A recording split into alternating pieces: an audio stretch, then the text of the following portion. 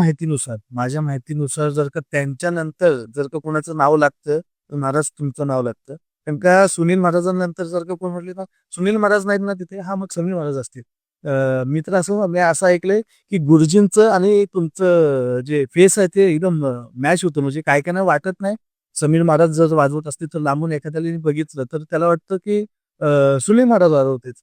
असं असं पण होतं. असं होतं का असा बऱ्याचशा वेळेला प्रसंग आला, की आम्ही काही गावातनं असे गेल्यानंतर तिथं मंडळी यायची, भेटायची म्हणली, परवा आपण आपल्या कार्यक्रमाला तिथं तुम्ही भेटलात.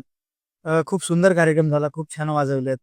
त्यावेळेला मीच कन्फ्यूज व्हायचो, की आपण या गावात कधी गेलेलो नाहीये आणि तिथं हे म्हणतात, की तुम्ही खूप छान वाजवलं किंवा काय असं, अशी बरीचशी मंडळी भेटायची.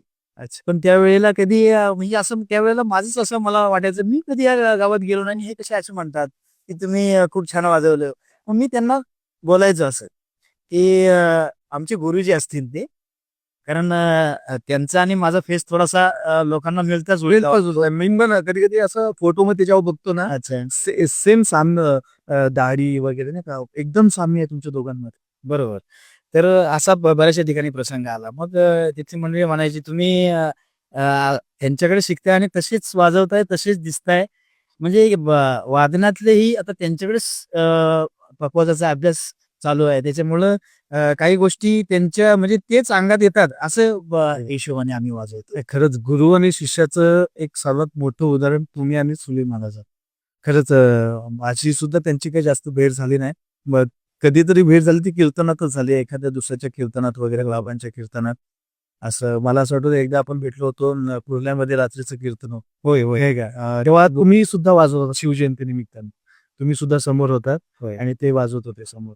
मी असं कीर्तन अर्धा झाला होता, संपायला आला होता. तुम्ही कीर्तनावरून आलो होतो.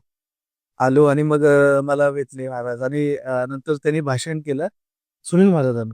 तेव्हा बोलले, की आम्हाला वाटलं राजेच आले, शिवजयंती होती. हां, राजेच आले होते. तर मी पण ह्या म्हणजे त्यांचं जे व्यक्तिमत्व आहे आणि मी तुम्हाला सांगेन, की लवकरच मी सुनील महाराजांचे गुरु म्हणजेच आदरणीय सुनील महाराज मेस्तबीक त्यांना सुद्धा पॉडकास्टमध्ये आणणार आहे. लवकरात लवकर.